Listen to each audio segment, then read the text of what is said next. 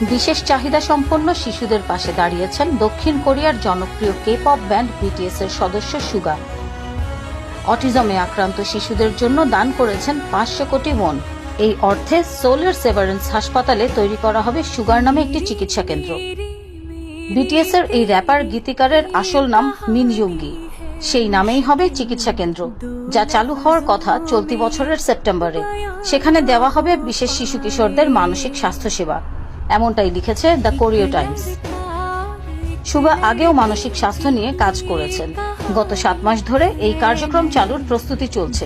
Shea butter ও vitamin E সমৃদ্ধ lily হালাল beauty soap, তারুণ্যময় উজ্জ্বল ত্বকের জন্য। সুগা মনে করেন সঙ্গীতের পাশাপাশি এই কাজ মানুষের সাথে যোগাযোগ তৈরির একটি ইতিবাচক উপায় হতে পারে। সেভারেন্স হাসপাতালও একটি বিবৃতিতে বলেছে, মিন ইয়ুঙ্গি চিকিৎসা কেন্দ্রের লক্ষ্য হল অটিজমে আক্রান্তদের দক্ষতা বাড়াতে চিকিৎসা ও প্রশিক্ষণের সাথে সঙ্গীত চর্চাকে একীভূত করা। হাসপাতাল কর্তৃপক্ষ জানিয়েছে, সুগার এই অনুদানের খবর প্রকাশের একদিনের মাথায় মিন ইয়ুঙ্গি চিকিৎসা কেন্দ্রের জন্য ভক্ত ও জনসাধারণের কাছ থেকে 20 কোটি ওনের বেশি অনুদান মিলেছে।